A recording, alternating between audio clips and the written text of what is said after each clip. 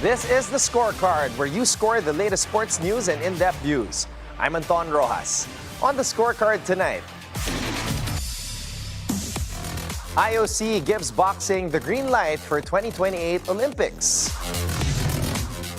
NU off to a roaring start in round 2 of the tennis tournaments.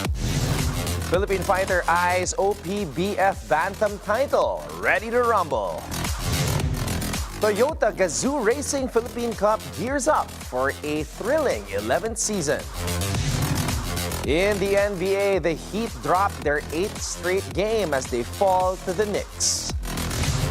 While Coby White's 26 points leads a balanced scoring effort as the Bulls deal the Jazz their 10th straight defeat. And we have Pinoy Esports rising star Cignal, the Czech Mamba. All the headlines and more on the Scorecard tonight, the 18th of March. Now here's our roundup. Boxing is back on the Olympics program for the 2028 Los Angeles Games after a new governing body was selected, according to IOC Chief Thomas Bach. The IOC's executive board gave the nod to include boxing in the 2028 lineup after recognizing World Boxing as the sport's official oversight body. This move ends years of controversy over how the sport was being run. A final approval by the full IOC session, comprising around 100 members, is expected later this week, but it's seen as a mere formality. The IOC had taken charge of organizing the boxing tournaments at both the Tokyo 2021 and Paris 2024 Olympics after cutting ties with the Russian-led International Boxing Association, citing financial, governance, and ethical issues. Bach had previously warned that boxing national federations needed a new and reliable partner to stay in the Olympics.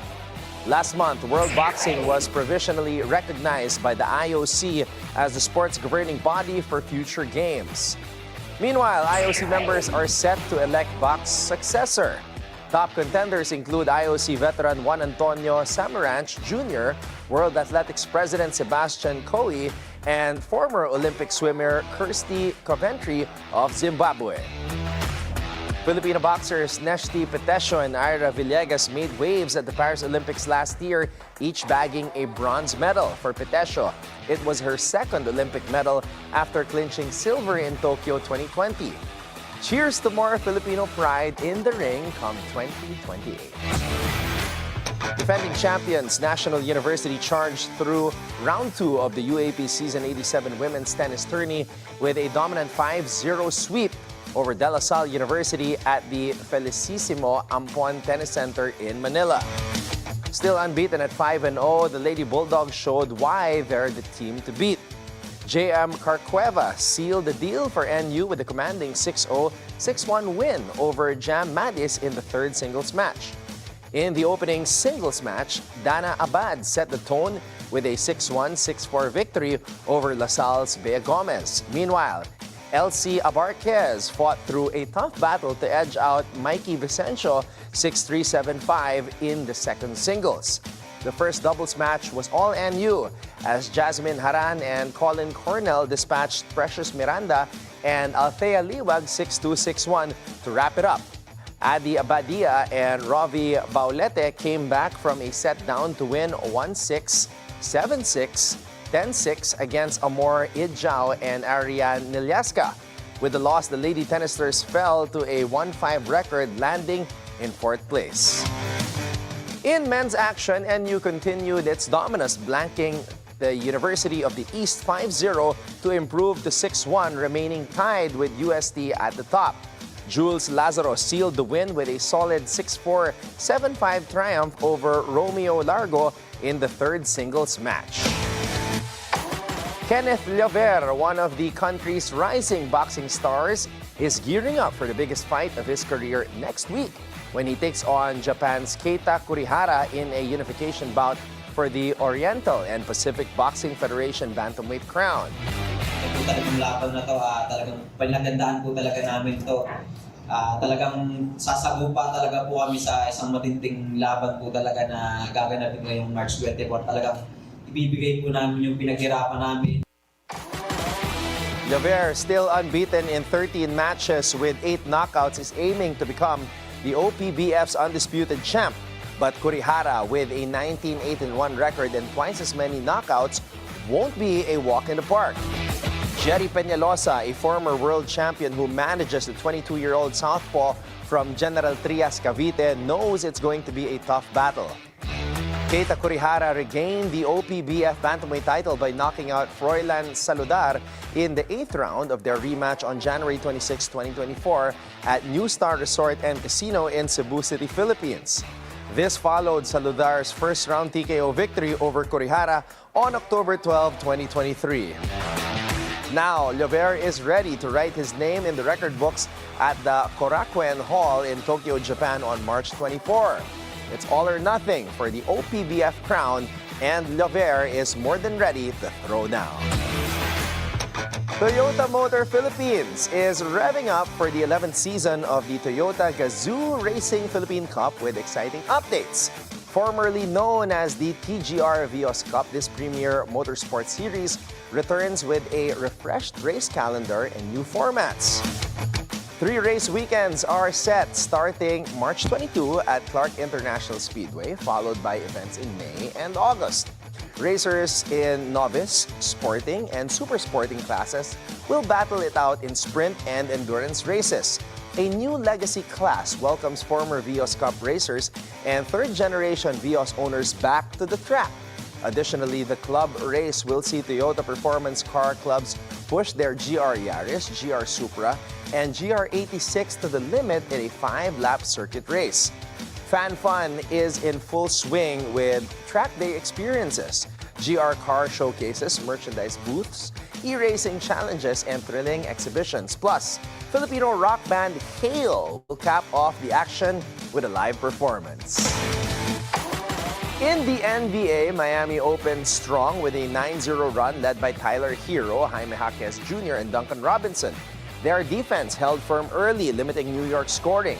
And it took Mikal Bridges 4 minutes to get the Knicks on the board. But they quickly cut Miami's lead to just 4 points.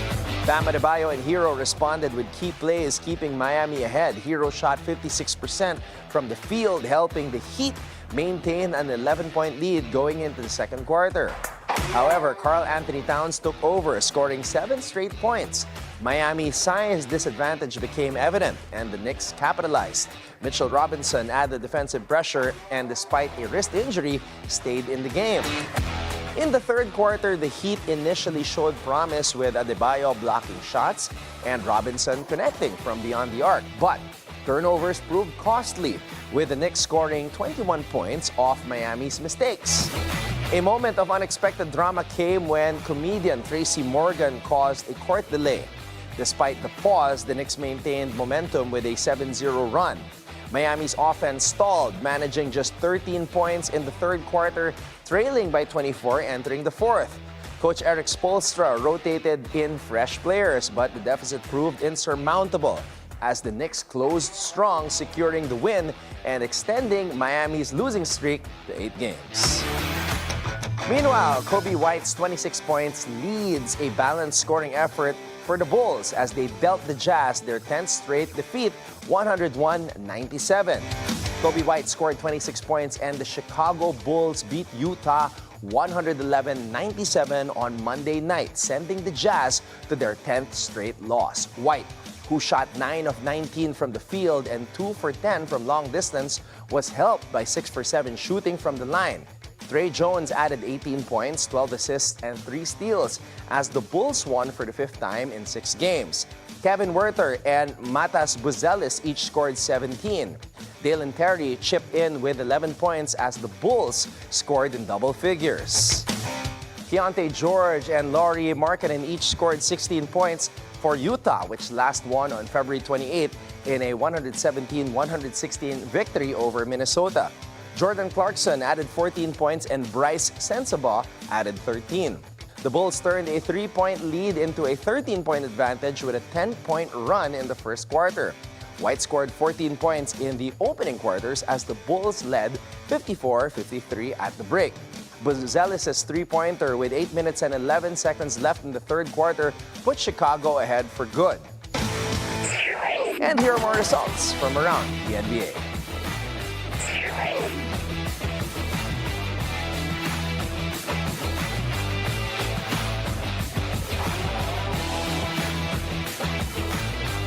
And now here's your daily dose of sports lingo. Which iconic skateboarding trick involves the board spinning 360 degrees along its horizontal axis while the skater remains in the air, flicked into motion by the front foot? A kickflip is one of the most recognizable and challenging tricks in skateboarding, originating from the innovative streets of California.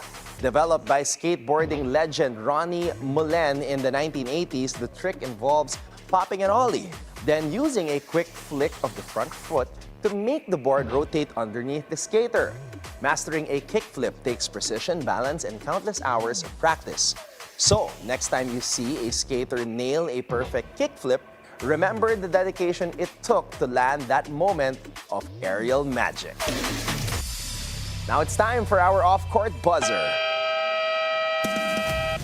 Dallas Mavericks forward Anthony Davis will join the Texas Legends for 5-on-5 work.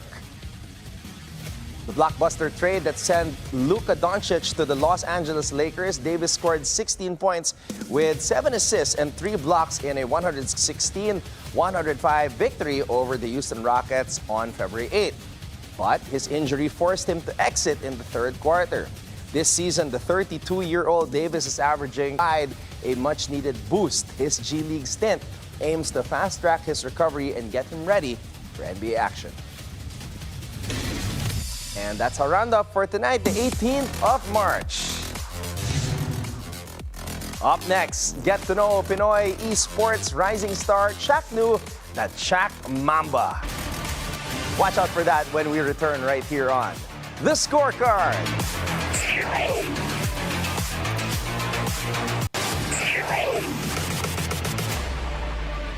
Welcome back to The Scorecard. He is among the youngest esports superstars today and a true force to reckon with in the MPL universe. He may be known for his skills and audacity, but in the unpredictable esports environment, he is known for his fierce team loyalty. Here's Chak Nu, the Chak Mamba.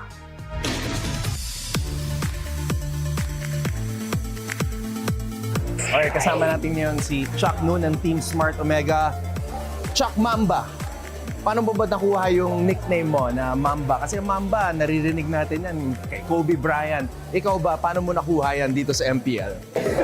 Bale, nung around season 6 ng MPL yun eh. Yung mga play ko daw pang baliktad. Tapos yung tinawag na ako ng mga caster na Chak Nu tayo. Kasi mga pang baliktad na play ko, pang comeback. Kumbaga, clutch. Parang si Coby, clutch play. Okay, kwentuhan mo naman kami, paano ka nagsimula sa gaming? Or dati may sport ka ba? Paano ka nag-venture dito sa esports? Ano lang, dati nung ano lang, puro panlarong bata lang. Okay. And then, nung naano na yung esports, may mga PC games, then, ito na, ML, mobile game. Okay. So ngayon, pangkabuhayan mo na talaga itong esports sa MPL? Yes. Okay. Nung nagsimula ka ba sa esports, yung mga magulang mo ba, yung mga pamilya mo, pinigilan ka ba at sinabi na, ay, wag yan, kumuha ka ng totoong trabaho, paano ba nangyari yun? Nung nagsimula ako ng esports, ay mag-ML. Okay. Hindi, pasikreto lang ako naglalaro eh. Nalaman lang nila na nag-ML ako nung may team na ako. Okay. So, nagulat sila. Paano mo naman pinaliwanag sa kanila na may may opportunity, magandang opportunity yung esports? Hindi ko na pinaliwanag, nakita nila eh. Okay. So, eto, paano nagbago yung buhay mo sa pagiging esports athlete? Paano nagbago? Kasi syempre, ngayon, trabaho na ito eh. Kumbaga, hindi ito laro-laro lang, pangkabuhayan na rin. Siguro yung mga gusto ko nabibili ko dahil sa esports. Okay. Ano yung pinakamagandang bagay na nabili mo gamit ang nakuha mo dito sa esports? Lupa. Lupa, nice. Okay.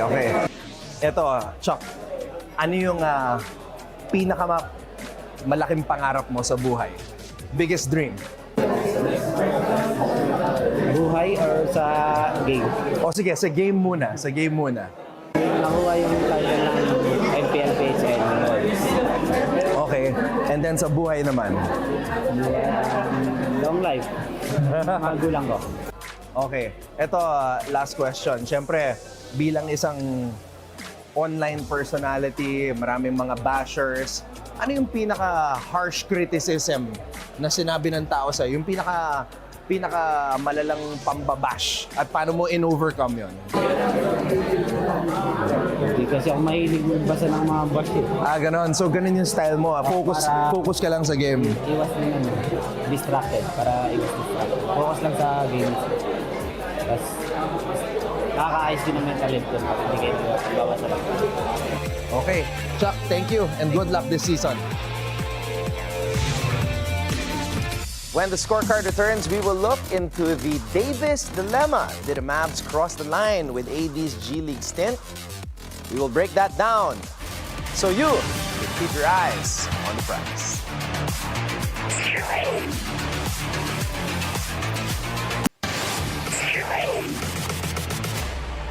Welcome back to the scorecard. It's time to keep your eyes on the prize.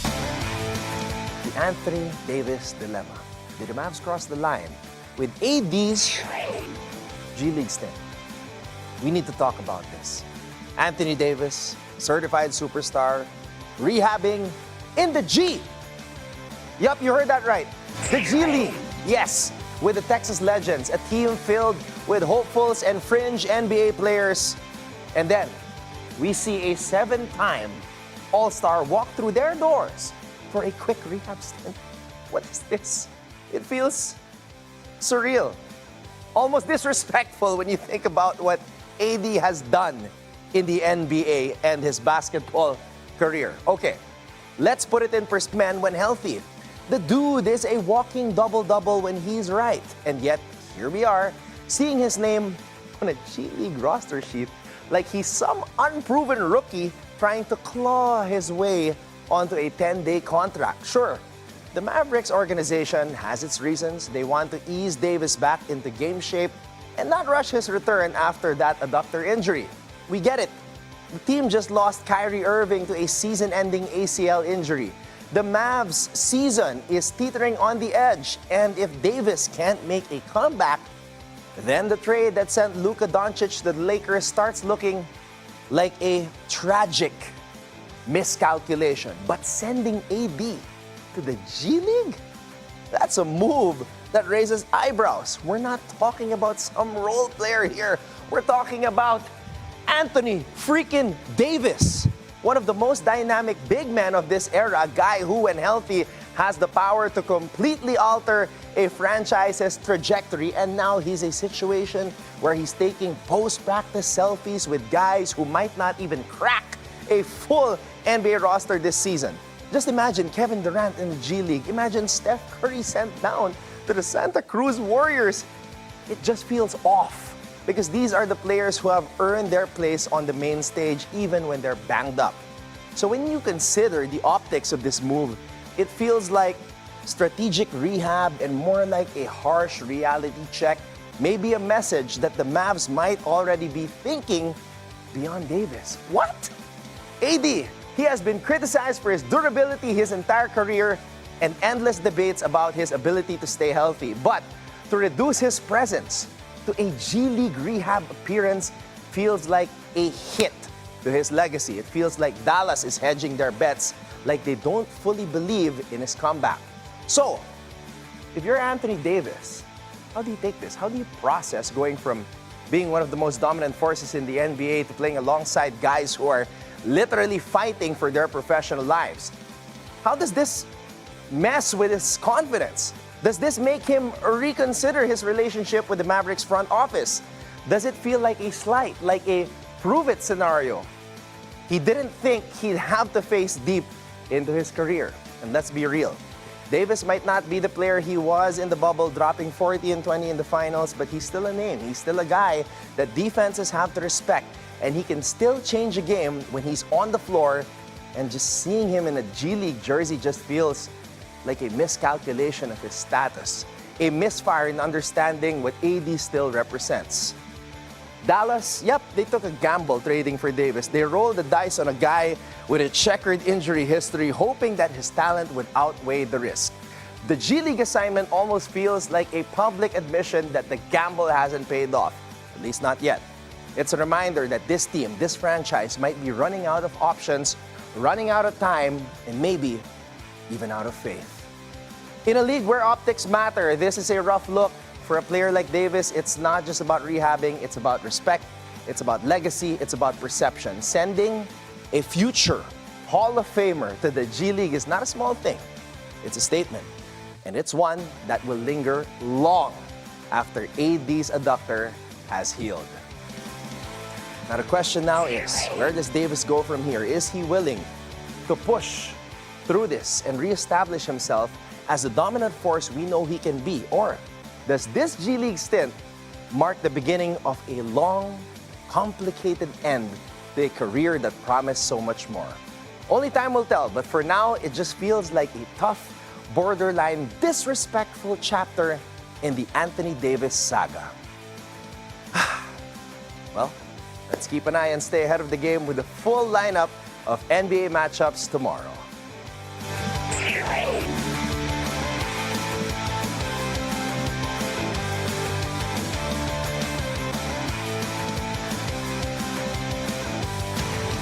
And that wraps up tonight's preview, so you can keep your eyes on the prize.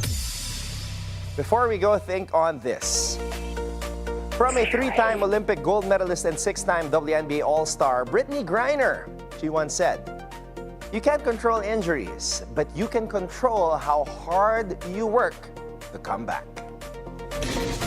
And with that, thank you for joining us tonight. We'll see you again tomorrow on the Scorecard, where sports is our business and business is our sport, on the Bilyonaryo News Channel. This has been Anton Roxas. Have a blessed evening, everybody. Good night.